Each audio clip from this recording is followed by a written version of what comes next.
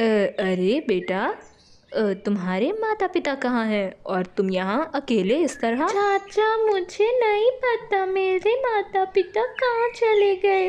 उन्होंने कहा था कि तुम यहीं रुको, मैं अभी तुम्हारे लिए मिठाइयाँ लेकर आता हूँ, पर वे दोनों अभी तक नहीं आए।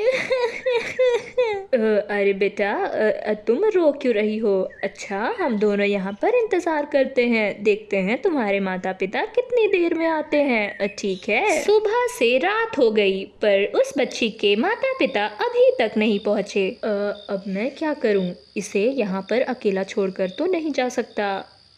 एक काम करता हूँ। बेटी, तुम मेरे साथ चलो मेरे घर, ठीक है? और तुम मुझे अपना पिता ही समझना, मैं तुम्हारे बाबा समान हूँ। और मेरे साथ घर चलोगी तो तुम्हें तुम्हारी मम्मी भी मिलेंगी।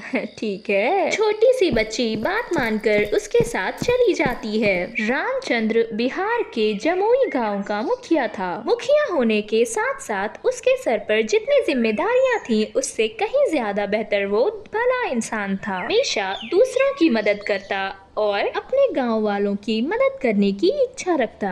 अरे देविका, देखो तो मैं किसे लेकर आया हूँ। हाँ, किसे लेकर आए हो? ये कौन है? हमारे लिए नई नौकरानी लाए हो? ओहो, नौकरानी नहीं है देविका, ये मुझे सड़क पे मिली थी। इसके माता पिता इसे छोड़कर चले गए थे तो मैं इसे रात में अकेला कैसे छोड़ देता। मैं इसे अपने साथ लेकर आया हूँ। आज से ये हमारी दूसरी बेटी है। डैडी, अगर आपने इसे अपनी बेटी बनाया तो मैं आपसे कभी बात नहीं करूँगी। अरे मेरी गुड़िया, ये तुम्हारी बहन है बेटी, इसे तुम अपने तरह ही रखना और अपने गुड़िया खेल कूद के सारे सामान, फ्रॉक्स सब इसके साथ बांट कर पहनना। अच्छा, ऐसे कैसे बांट कर पहनेगी? इसे कहीं से भी उठा कर ले आए हो, लोग क्या कहेंगे? निकालो इसे यहाँ से, मैं इसे नहीं रख सकती यहाँ। अरे देखो तो, इसके चेहरे पर कितने दाग धब्बे हैं, कहीं मेरी बेटी को भी ना पटा दे ये। ना बाबा ना, मैं ऐसी बदसूरत लड़की को अपने घर में नहीं रखूंगी, और हाँ, अगर ये रहेगी तो नौकरानी बन के ही रहेगी। देविका, मैंने एक बार जो कह दिया वो कह दिया। गांव का मुखिया मैं हूँ और इस घर का भी। मैंने एक बार जो कह दिया वही होगा। उस समय तो देविका चुप थी पर उसने अंदर ही अंदर उस छोटी सी बच्ची से नफरत करनी शुरू कर दी। अरे रिया बेटी, कहाँ है? अरे तू तू रिया के कमरे में क्या कर रही है? और तू उसके खिलौनों के साथ? मम्मी, मैंने ही इसे खिलौने दिए हैं, मैं इसके साथ खेल रही थी। चल ना, मेरी बेटी के खिलौने वापस कर और अभी के अभी जाकर रसोई में बर्तन धो। रिया अपनी माँ को जैसा करते हुए देख रही थी वो भी कहीं ना कहीं वैसी ही होते जा रही थी। इसी तरह देखते ही देखते दोनों बड़े हो गए। मेरे चेहरे पर ये सारे दाग धब्बे ना जाने कब जाएंगे। मुझे तो नहीं लगता ये कभी जाएंगे। मुझे इन्हीं के साथ सारी जिंदगी बितानी होगी और इन सब की वजह से मुझे ताने भी सुनने पड़ते हैं। क्या कर रही हो तुम यहाँ पर? अपने चेहरे को देख रही हो कि कितने सारे दाग धब्बे हैं तुम्हारे चेहरे पर। इस तरह का चेहरा लेकर कहाँ जाओगी? कौन शादी करेगा तुमसे? क्या करती रहती हो यार, दिन भर इस आईने के सामने खड़ी होकर खुद को निहारती रहती हो। कितना दुख होता होगा ना तुम्हें अपने आप को देखकर कि हाय राम, मैं कितनी बुरी दिखती हूँ। कोई बात नहीं, मैं तुम्हारी सारी परेशानियाँ 1 मिनट में दूर कर देती हूँ। क्या? सच में?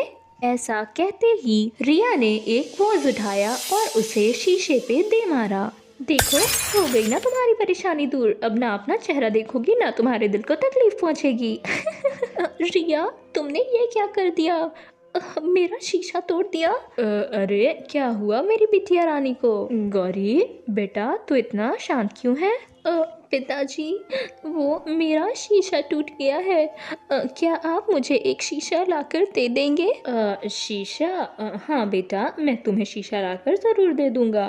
पर तुम्हें शीशे की क्या ज़रूरत है? अरे मेरा वो मतलब नहीं था बेटा। आप ठीक कह रहे हो पिताजी, मुझे शीशे की क्या ज़रूरत है, पर मैं शीशे में हमेशा देखकर याद रखना चाहती हूँ कि मुझ जैसी लड़की इस दुनिया में कभी नहीं आनी चाहिए। मेरी ही गलती है कि मैं इस दाग धब्बे के साथ इस दुनिया में आई।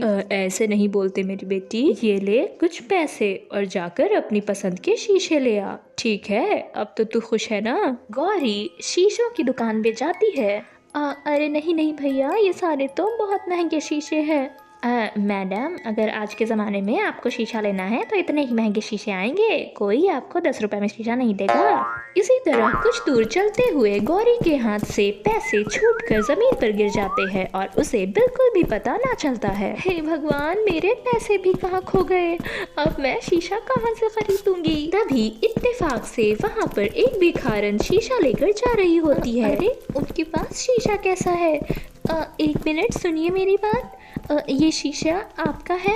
अरे नहीं नहीं, ये मेरा तो नहीं है, पर हाँ, मैं जहाँ काम करती हूँ ना, ये वहीं का शीशा है। उन्होंने दिया है कि इसे जाकर कहीं दूर फेंक आऊँ। अच्छा, क्या आप ये शीशा मुझे दे सकती है? अरे नहीं नहीं, शीशा तुम्हें कैसे दे दूँ? उन्होंने कहा है कि किसी को नहीं देना, बल्कि जाकर इसे दूर मैदान में फेंक आना है। पर ये शीशा तो बिल्कुल सही है, कहीं से टूटा फूटा भी नहीं, फिर इसे फेंक क्यों रही है आप? अरे देखो, मुझे इतना तो नहीं पता, पर मैं जहाँ काम करती हूँ ना, वहाँ का मशहूर है कि वो लोग जादू करते हैं, और पता नहीं इस आईने में भी तो जादू नहीं कर दिया होगा। हटो हटो, अब मुझे इसे फेंकने दो।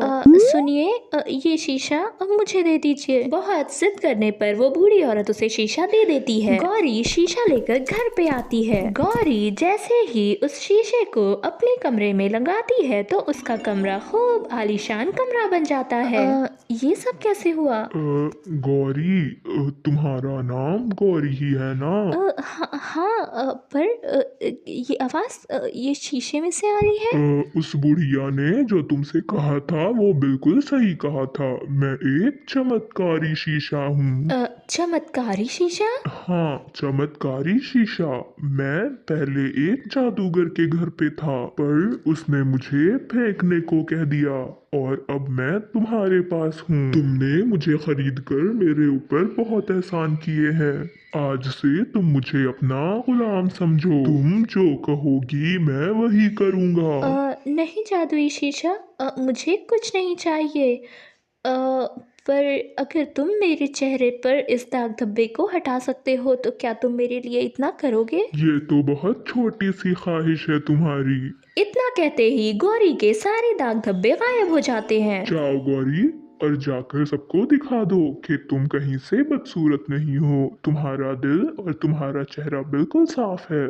मामी, आपने गौरी को देखा है? वो कितनी सुंदर हो गई है। अरे हाँ हाँ, देखा तो है ही मैंने। जरूर ये सब उस शीशे का कमाल है। वो जब से वो शीशा लेकर आई है, वो तब से इतनी सुंदर हो गई है। और तो और, तूने उसका कमरा देखा है, कितना बड़ा हो गया है। मामी, मुझे कुछ नहीं पता, मुझे भी वो शीशा चाहिए। रात होते ही दोनों माँ बेटी गौरी के कमरे से शीशा चुराने जाते हैं। गौरी सो रही थी और दोनों शीशा चुराने में लग जाते हैं। तभी शीशे में से रोशनी होती है और दोनों के दोनों गंजे और काले हो जाते हैं। हाँ, अरे बाप रे, ये काली कलूटी लड़की कौन है? अरे बाप रे, ये काली सी बुढ़िया कहाँ से आ गई? देखा तुम दोनों ने चोरी का नतीजा। मैं जादुई आईना हूँ, और मैं सिर्फ अपने मालिक की बात ही सुनता हूँ। किसी की हिम्मत नहीं मुझे चुराकर मुझसे काम करवाए। हे भगवान, रिया, ये तू है?